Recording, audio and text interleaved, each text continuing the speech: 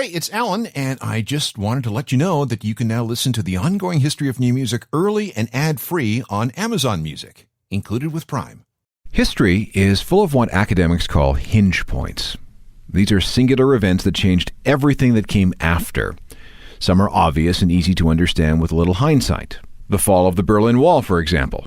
We're going to feel the effects from that one for a long, long time. But then there are little-known historical subtleties. For example, one night in April 1914, a letter arrived in a cafe in Sarajevo called Zlatna Morana.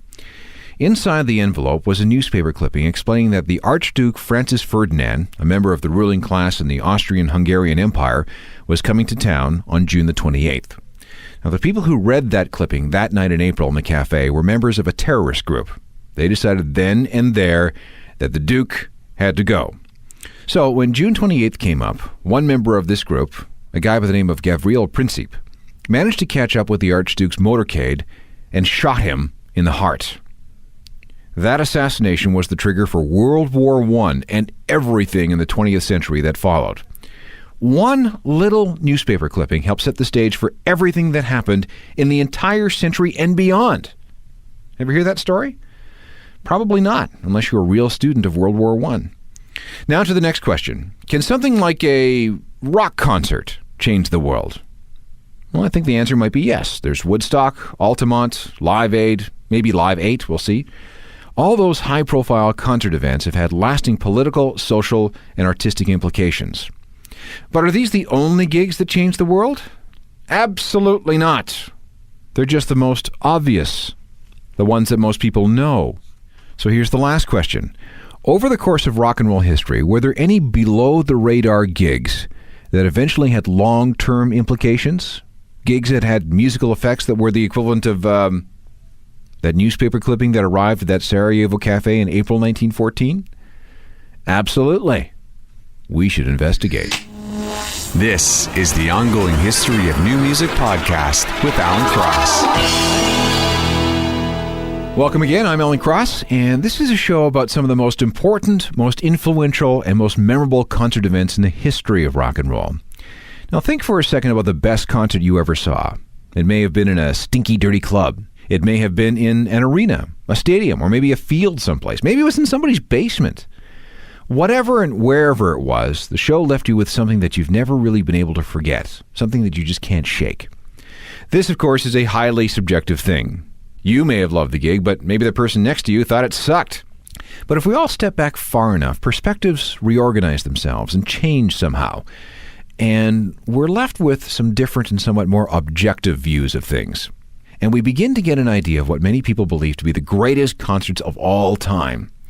Those who were fortunate to have attended these shows have maintained that these events were among the very best gigs ever staged in the history of rock. Legends and myths were created. Stories and books were written. Tales have been handed down through generations. But before you even ask, yes, we are going to throw out all the usual suspects. The Beatles at Shea Stadium, Monterey, Woodstock, Altamont, Elvis in Hawaii, Live Aid, they've already been analyzed to death. Instead, what we're going to do is study some of the lower profile gigs that had subtle long-term effects. We're going to tell the stories of what may have become known as some of the most legendary gigs in the history of new rock. And we begin with something that happened on the night of July 3rd, 1973 at the Hammersmith Odeon in London. You know the rhythm comes out better in the stolen guitar. You're the blessed with the spiders from Mars.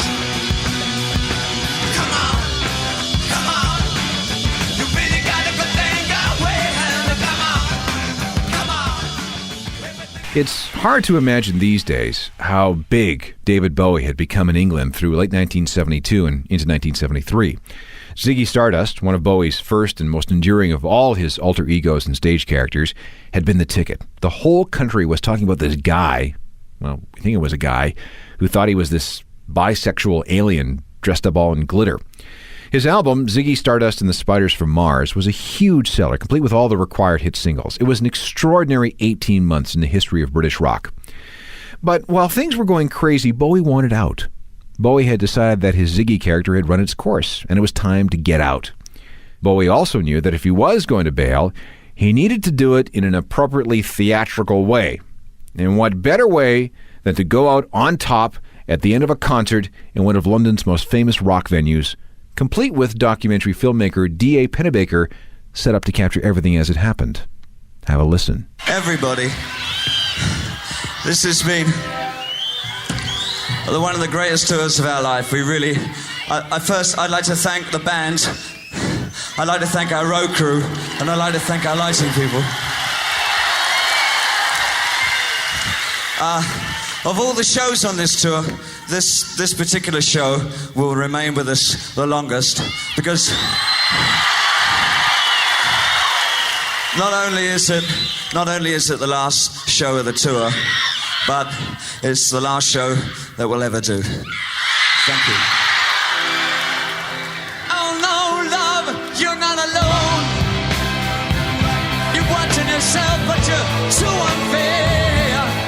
You got your head all tangled up, but if I can only make you care. Oh no, love, you're The infamous Bowie Quits show at the Hammersmith Odeon in London, July 3rd, 1973. Now, of course, Bowie didn't quit. Less than 2 months later, he was back on stage doing a TV special, and he's been recording and touring ever since. Our next legendary gig took place in London, and the dates were July 4th and 6th, 1976. On the day America was celebrating its bicentennial, the Ramones, this scruffy bunch of leather and denim weirdos from Queens, were showing a bunch of Brits how it should be done. Their debut album had come out a few months earlier, and a select few in the UK were in the loop about this new thing that had been dubbed punk rock. For the most part, this was a phenomenon restricted to some of the scuzzier clubs in New York City. Outside of a show punk priestess Patti Smith had played a couple of months earlier, the Ramones' appearance would be England's first proper exposure to US-style punk rock. The Roundhouse in Camden, which is on the north side of London, held about 2,000 people. Two other bands were on the bill on July the 4th. The Stranglers started the night, and the official headliners were a group called the Flamin' Groovies. The Ramones were a little bit down because their European record company connection had canceled just about all the gigs on this tour and was even going to pull them out of the Roundhouse show. But the Ramones busted out with an explosive show that left many people very excited. 2 nights later, the Ramones played a show at a club called Dingwalls. And over the course of those 2 nights, July 4th and July 6th, 1976, just about every single person who would become a major player in the British punk rock explosion were taught a lesson by the Ramones. Johnny Rotten and Sid Vicious of the Sex Pistols were there, members of the newly formed Clash, Chrissie Hynde of the still unformed Pretenders, The Damned, who would become the first British punk band to release a record, Generation X featuring a very young Billy Idol. They were all at these gigs, and they were all transformed by what they saw and heard. Check out these clips from the brilliant Ramones documentary called End of the Century, starting with Joey. During the sound check that day, all these kids came over to us and told us how we were responsible for turning them on, basically, for them to go out and form their own bands. Now here's how Joe Strummer of The Clash remembers it. We knew how to get to the backstage window, and so when the Ramones were getting ready to do their concert, I was there, Simo, Jonesy, some of the Sex Pistols. We were in the back alley and we threw a rock at the window. I think Johnny Ramone stuck his head out and went, "Wah!" And we went, "Hey, this is the Clash and this is the Pistols and we need to get in." And so they kind of formed a sort of human chain and pulled us up through this window. And that was the first time we met them, and it was just a really great punk rock moment.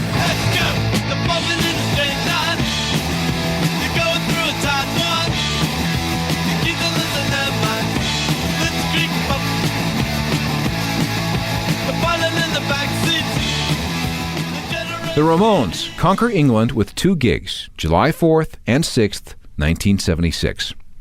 Remember how we talked about all those British punk rock kids that were transformed by those shows? Our next important gig was a direct offshoot of that Ramones appearance. The 100 Club is still open on Oxford Street in London. It was best known as a jazz venue until the nights of September 20th and 21st, 1976. This was the site of Britain's first official punk rock festival. Punk was really starting to take off in the UK, and when people heard about these shows featuring the Sex Pistols and the Clash and the Damned and a bunch of others, the lines extended around the block. Still, only about 600 people were able to get in. The performances weren't very good, but that didn't matter. A scene, a community had begun to coalesce. The gigs not only attracted all kinds of kids, but also all kinds of record company types who were looking to see if there wasn't anything going on that they should know about. and so was the music press. They were very interested. After the punk rock festival of September 1976, punk rock was no longer a secret, and things just kind of went crazy after that. Here's part of the Pistol set from that very first night. Let's hear it for Sex Pistols, come on.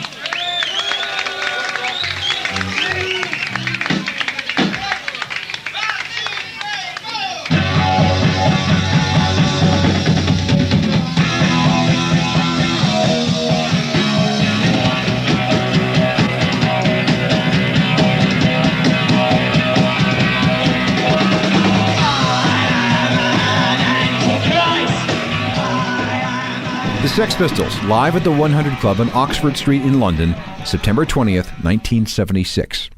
More about some of the most legendary gigs in the history of new rock coming up next, including the audio from a time a now-dead mythical figure actually had a seizure on stage and had the whole thing recorded.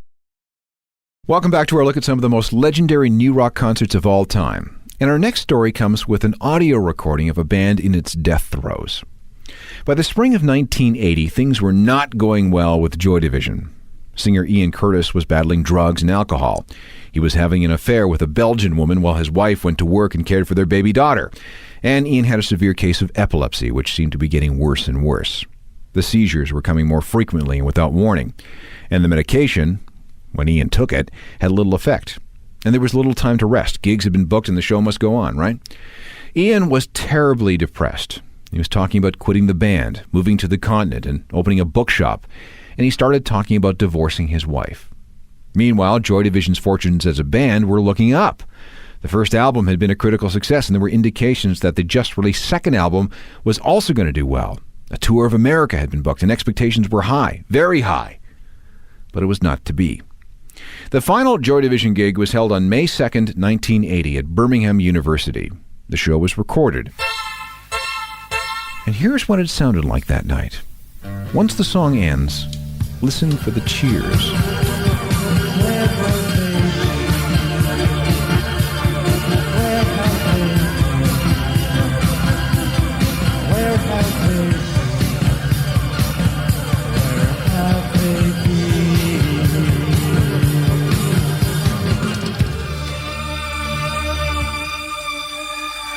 That's Joy Division with a live version of Decades. And part of the reason the crowd is cheering right now is because singer Ian Curtis has just fainted on stage. The audience thought it was all part of the act because Ian had this unique herky-jerky way of dancing on stage, and to many people in the audience, it just looked like he had collapsed from dancing so hard. However, as the crowd cheers, Ian is actually having another epileptic seizure. Ian was helped off stage where he managed to recover. And for whatever reason, he decided to go back out and do the encore. This would be Ian's last appearance on stage, because in less than 2 weeks, he'd be dead. A suicide. The final Joy Division concert, May 2nd, 1980, at Birmingham University. Now, it's not often a gig turns into a riot. It's rare, but it does happen. And this brings us to the night of March 15th, 1985. The Jesus and Mary Chain were a Scottish group fronted by two brothers, William and Jim Reid, who had moved to London less than a year earlier. The Chain was different. They really didn't believe in staging traditional concerts. Sets ran anywhere from 10 to 20 minutes. Yes, I said 10 to 20 minutes. They sort of played songs, but spent most of the time immersed in squalling feedback. And more often than not, they'd play with their backs to the audience. It really wasn't so much a gig as it was a provocation to something. In March 1985, the Jesus and Mary Chain had a single called Never Understand, which had the cool kids pretty excited.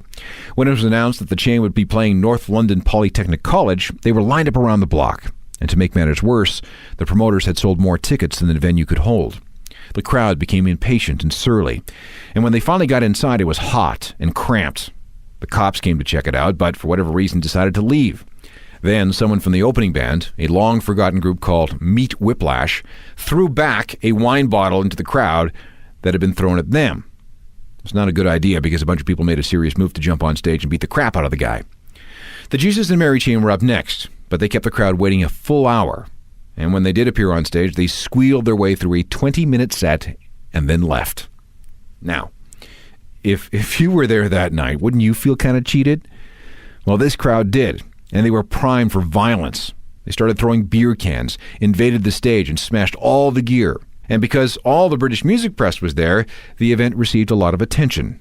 And this gig has gone down in indie rock history as the Great Jesus and Mary Chain Riot.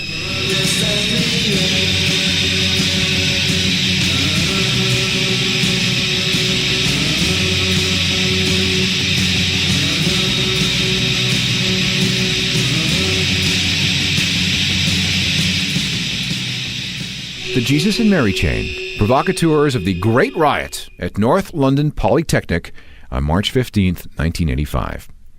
Let's stay with the subject of British indie music for just a second. At the beginning of the 1990s, the biggest indie band in the UK was the Stone Roses. Their self-titled debut record, which had come out in May of 1989, had given up 5 major hit singles. The Manchester sound, featuring bands like the Roses and the Happy Mondays and the Charlatans and the Inspiral Carpets, was all the rage. And it all came to a climax on Sunday, May 27th, 1990. This is when the Stone Roses played a legendary outdoor gig at a place called Spike Island. Actually, it's kind of like more of a peninsula that juts out into the Mersey River. And it sounds nice, right? Well, not really. The place is surrounded by chemical factories and power plants. You could almost chew the air. The site of the festival itself was a reclaimed chemical dump. And those who were there maintained that in addition to the sunburn, they got a chemical burn. When the show was announced, it was immediately proclaimed to be the gig of the year. It was to be a meeting of all the people who grew up on the rave culture of the late 1980s, and the majority of the crowd was there to see the Roses. Weirdly enough, though, the band didn't play all that well. The general consensus was that outside of the last 10 minutes, it was a pretty average Stone Roses concert. They seemed nervous and tentative. The sound system was a little suspect, too. In other words, it was an average or even below average concert event. So why did Spike Island go down in history? Well, for a couple of reasons. First of all, it was the biggest crowd the Stone Roses ever managed to attract. Estimates are between 28 and 30,000 people were there. Second, it was a meeting of the minds. The Manchester kids and the rave kids went face to face, and with the help of a little ecstasy, found out that they had a lot in common. And finally, the British music press. They were there, and they chose to hype it all up. The line they took was, "The 90s begin now." Ain't it great? Spike Island, May 27th, 1990. A great show? Not necessarily. Legendary? Absolutely.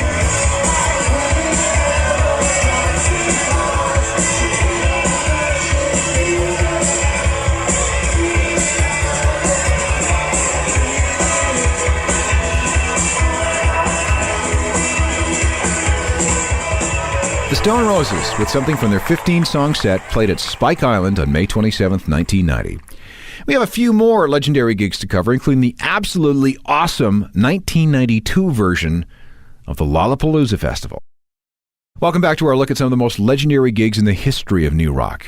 And if you're of a certain age and were in the right place at the right time, you may have been lucky enough to attend one of the stops in the 1992 Lollapalooza Festival.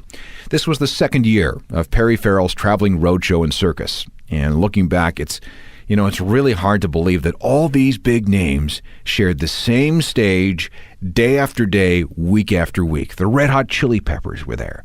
Soundgarden, Pearl Jam, Ministry, Ice Cube. That was just the main stage. There was a second stage, too, and at selected dates along the tour, you could have seen the Stone Temple Pilots, Rage Against the Machine, Cypress Hill.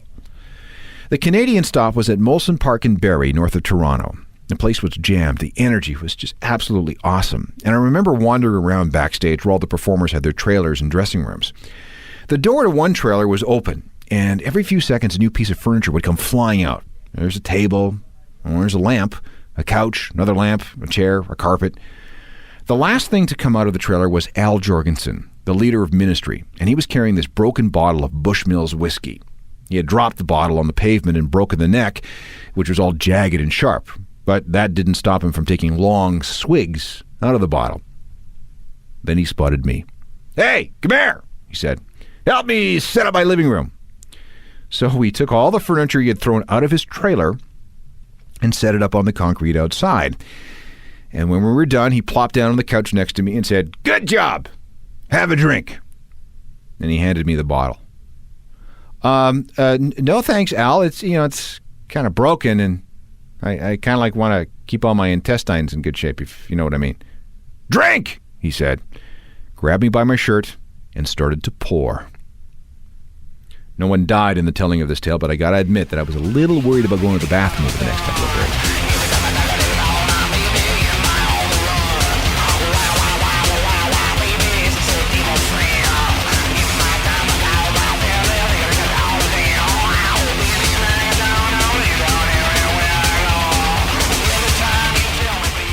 Ministry, one of the bands to perform in the legendary 1992 Lollapalooza Festival, arguably the best lineup in the history of that event. I remember standing on stage during Ministry's set, looking down at the mosh pit and thinking, this is what hell must look like from above. One more.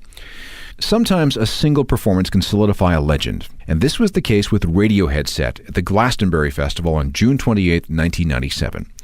The band had just released OK Computer, the album that would become known as their masterpiece. The reviews couldn't have been any better, and the expectations for Radiohead's set could have been any higher. Radiohead started slow, but as was their custom, they built slowly and steadily. The crowd was totally into it, and the band's confidence grew. But then halfway through the set, there were technical problems. The group couldn't hear their stage monitors, and everyone started missing their cues. Frustration set in, and it looked for a while that Radiohead was going to cut things short and just walk off stage. And to make matters worse, one of the roadies manning the spotlights kept shining things right in Tom York's eyes, literally blinding him. That's when Tom screamed for the lighting guy to turn the light on the crowd. And that seemed to be the moment. All these people in a field, in the dark, suddenly lit up, and the monitor problems cleared up. And that was the moment the magic set in. There are people who maintain that Radiohead's Glastonbury gig on June 28, 1997, was simply the best show of all time ever.